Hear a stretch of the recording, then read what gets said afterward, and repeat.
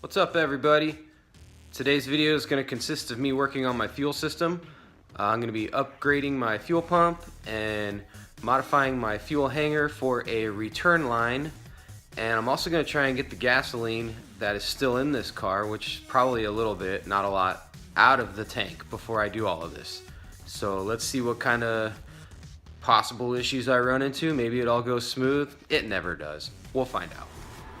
Okay, so gas tank obviously located in the back here. Now, in order to access the fuel pump, hanger and fuel pump, we have to get under this seat, and it's quite simple actually. There's just two latches. There's one right under here, sorry for the lighting, and there's one identical on the other side. All you have to do is give them a nice snug tug and they pop up like that, and this just slides out. I don't know if you can see that. I'll get a better angle. And so you'll pull that out and it'll access our fuel pump. Okay, here's what the car looks like with the back bottom cushion of the seat out. And you can see right here, this is the plate that we'll need to take off to access the pump. It is 3 10mm bolts. And then over there, you have kind of like this similar cylinder opening. I think that's just to access the other side of the tank, but we're gonna open that up too and just see what we're dealing with inside. Okay, here they are, the 3 10mm nuts, I should say. One thing I didn't know is that these pieces of shit are plastic, so if you're using like a battery operated drill, be careful. I had no idea just by looking at them. Alright, let's see what we got here. Okay, so after your bolts are out, or your nuts, lift that up, and what's exposed here, this was hooked up. I already kind of got in here and messed around, but that's hooked up right there. You're gonna just need to pull that out, and then there's also these screws right around here. They have a Phillips head, and I think they're also maybe an 8mm, and it looks like this pin right here is gonna have to come out so that this can all come apart and we can get into the tank. Okay, so I got all my 8mm bolts out. I didn't count, there's like probably 8 or 9, probably 8. And I took my pin out right here.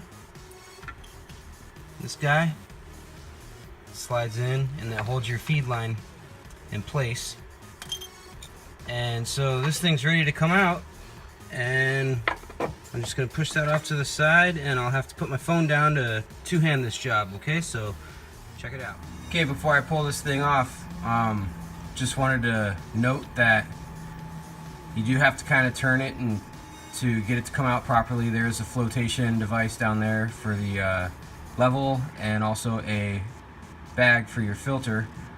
And I believe this hose right here will need to come off as well. I'm not sure which one of these is the feed, or what each one does, but I do know that it looks like this has to come off in order to pull the whole assembly out.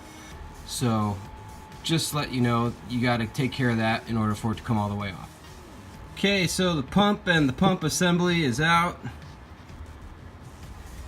Now I just got my gas tank. As you can see, there's still a little bit of gas in there. Now I'm going to go over and check this side and see what I got going on that side of the gas tank. Okay, so we're on the passenger side of my gas tank now. And once getting the cap off, I can see what looks to be like a siphon to draw the gas over to the feed. That's just my guess.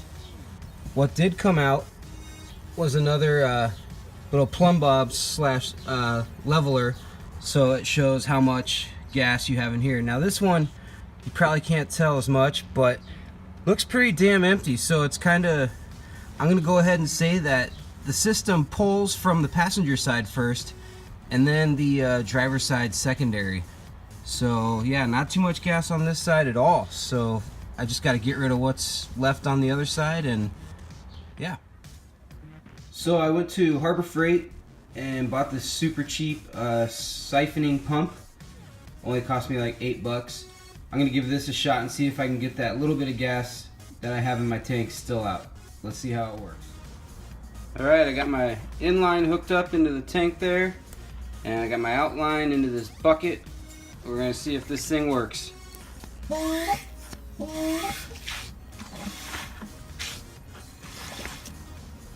Okay, that's just a couple squirts right there, and it looks like gas is coming out. So this is going to work. So I went ahead and took a terry cloth and just stuck my hand in there and wiped everything out and got it really nice and clean. So it is pretty dry, pretty spick and span in there. So no bad fuel is going to be going through this new pump and fuel system. Okay, next thing to do with the fuel pump is expose the fuel pump, because this is all just the hanger basically. So we have to lift these tabs up to get this cap off here, and there's a couple more of those on the other side, and I'm going to take care of that and show you what it looks like inside. So after unfastening these clips, let me be the first to honestly say it was not that easy. Whether or not I'm doing it a wrong way or a different way, but it took me a little bit of wiggling and finagling to get this damn thing out without breaking any of these tabs off right here. So just be patient, it will happen. So now we've exposed the wiring to the pump. The pump is actually right down here, covered in here, and I'm going to disconnect this and try to get this pump slid out and exchanged with my new one. It's supposed to be direct fit. Alright, just wanted to share all the components here that were involved in getting to the actual pump itself. So like I said before, there's the wiring with the hanger cap or hat. Down here there were some more clips that needed to be just you know, pulled back to peel this off. There is this bushing right here that you don't want to lose. Kind of conveniently goes in there, and it kind of just absorbs the fuel pump from any vibration. And yeah, this, even though it's free right now, was pretty stuck tight right in here on this guy. It's a O-ring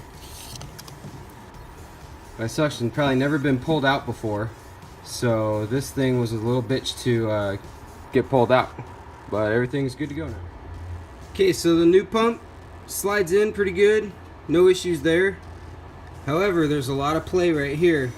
So one thing that maybe gets overlooked, or maybe it's super obvious and just never gets said, but you have to take these little pieces right here off your OEM pump.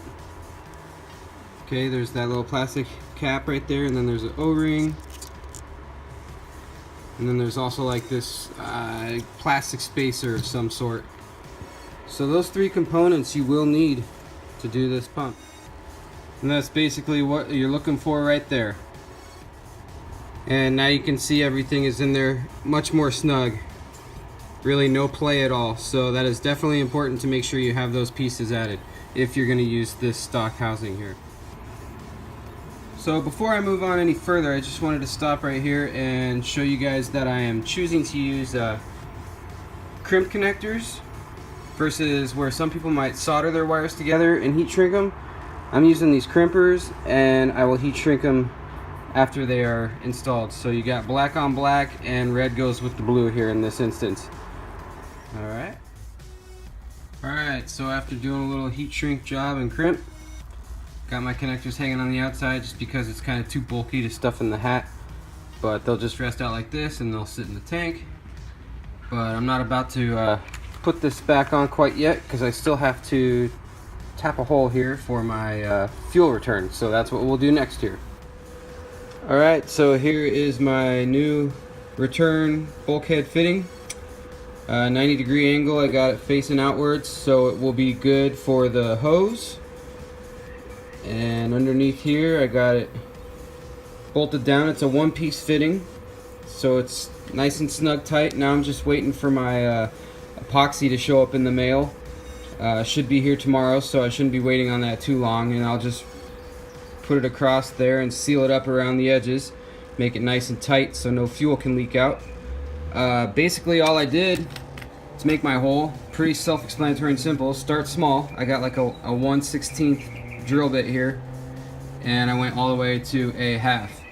and I just kind of bored it out a little bit just to kind of get this to fit in nicely. It's got a nice lip on it, so it was able to just kind of cap on itself. And yeah, so on to the next part, which is now puttying up my fuel pressure regulator there, the OEM one. So we're going to do that now. Okay, so I'm using the JB Weld tank weld epoxy putty. Gotta stuff it in there. Looks like this. I'm gonna get my gloves on and I'm gonna get to town. Now the trick to this is making sure you crimp it or clamp it down while it's still wet inside. Some people weld. Welding's just as good, but it works this way. Some people will also put a little cap over the top of this as extra protection with putty as well. I may or may not do that. I haven't decided yet, but here's what it'll look like when it's finished. Okay, putty installed and crimped down, and I also did add a little bit over the top just to kind of dome it for extra protection. So pretty simple, pretty easy to go. Everything is pretty much good to go as far as reassembling the pump hanger. Like I said, just waiting on this epoxy, so that'll come up here next. Alright, here's the special epoxy that I've been waiting on. It's going to be able to hold up with the E85 fuel and also adhere to the plastic with my bulkhead fitting. Been recommended that this is the type that you will need if you're doing an E85 system. So let's check it out. Okay, I got my epoxy applied here, and basically now I just have to wait for it to dry about 3 hours at least. All I didn't have a gun or anything, so I just mixed it right here, played around a little bit. Wanted to make sure I got my ratios correct because it is a dual tube applicator. You got an amber color in there and a cream color.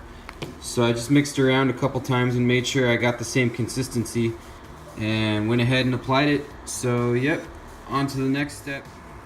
Alright, so in order to run a proper E85 fuel system, you will need a submersible E85 hose to hook up to your return line in the pump, and also to your jet valve, which will be this open end. Basically this is a PTFE hose. It's got an AN6 female bulkhead fitting on it, and that will actually go underneath and hook up in there on that part. And this open end is going to go right here on this jet valve right here. So as soon as this dries a little more, I'm gonna go ahead and hook that up and show you guys what that looks like, and we should be pretty close to completion. Alright, here's your new fuel pump assembly with the stock hanger set up for E85, return fitting, epoxied. The only thing I have to do left is get rid of this little chamber right here in order to fit my hose back on there that's in the tank, because I had to flip this around in order for this to fit correctly. So I just got to take this off and cut that out, and everything should be gravy.